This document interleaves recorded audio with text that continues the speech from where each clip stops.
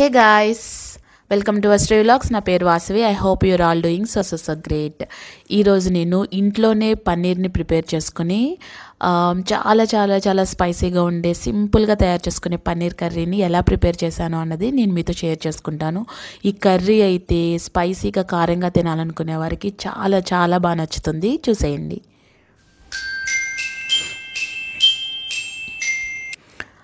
ముందుగా నేను పన్నీర్ ప్రిపేర్ చేసుకుంటున్నాను. మనం బయట కొన్న పన్నీర్ కన్నా మీరు ఎప్పుడైనా గమనించారా, మనం ఇంట్లోనే ప్రిపేర్ చేసుకుని కనుక పన్నీర్ కర్రీ అప్పటికప్పుడు చేసుకుంటే నిజంగా టేస్ట్ అద్భుతంగా ఉంటుంది. సో మీరు ఒక్కసారి ఇలా ట్రై చేసి చూడండి. ముందుగా పాలని బాగా మరగనిచ్చి అందులో లెమన్ వేసేయాలి. నేను ఇక్కడ ఎక్కువ పాలు ఉన్నాయని కొంచెం 1 లెమన్ వేసేసాను. 1 లెమన్ జ్యూస్ వేసాను అనమాట. జ్యూస్ వేసిన తర్వాత ఇలా వచ్చేస్తుంది. ఇలా వచ్చిన వెంటనే స్టవ్ ఆఫ్ చేసేసుకుని మీరు వేడిగా అన్న వేసేయచ్చు, లేదంటే కొంచెం సేపు చల్లారనిచ్చి ఆ తర్వాత దాన్ని చక్కగా కాటన్ క్లాత్లో వడకట్టుకోవాలన్నమాట. ఆ క్లాత్ కూడా ఓన్లీ సెపరేట్గా నేను పన్నీర్ కని ఉంచాను, ఇంక దేనికి యూజ్ చేయను ఆ క్లాత్. సో దానిని ఒకసారి ముందే నీట్గా వాష్ చేసుకుని తర్వాత ఇలా వడకట్టుకుంటే మనకి బాగుంటుంది.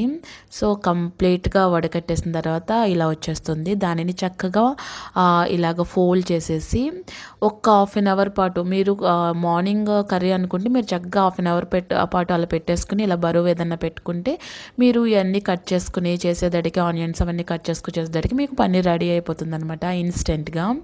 సో ఇప్పుడు రెడీ అయిపోయింది. దీనిని కట్ చేసుకుని కర్రీగా యూస్ చేసుకోవచ్చు. లేదు మేము తర్వాత చేసుకుంటాము అనుకుంటే దానిని ఫ్రిడ్జ్లో కూడా పెట్టవచ్చు. డీప్ ఫ్రిడ్జ్లో కాకుండా నార్మల్గానే పెట్టవచ్చు, బాగానే ఉంటుంది.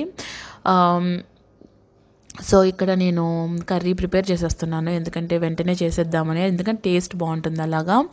సో నేను ఫస్ట్ ఏంటంటే కొంచెం నెయ్యి వేసి అందులో పన్నీర్ని అన్నిటిని లైట్గా ఎరుపు రంగు వచ్చేంత వరకు అలా వచ్చేంత వరకు నేను వేయించుకున్నాను అనమాట. వేయించుకుని పక్కన పెట్టేసుకున్నాను.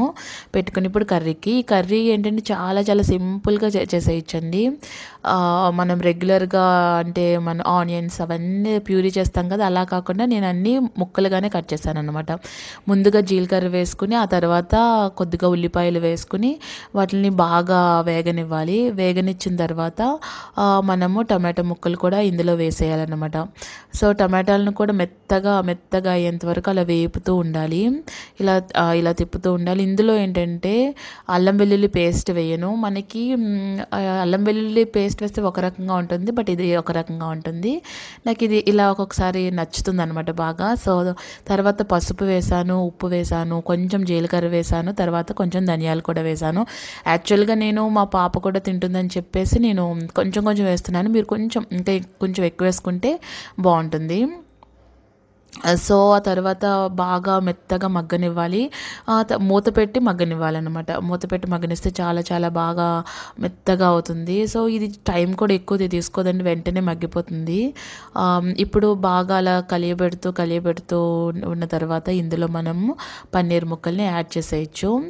యాడ్ చేసేసి నేను మా పాప కోసం ఇక్కడ తీసేస్తాను అనమాట. అంటే నెక్స్ట్ స్టెప్, పాప తింది కదా స్పైసీగా ఉంటే, అందుకని చెప్పి ఇలాగా కలిపేసి పాప కోసం తీసేసాను కొంచెం.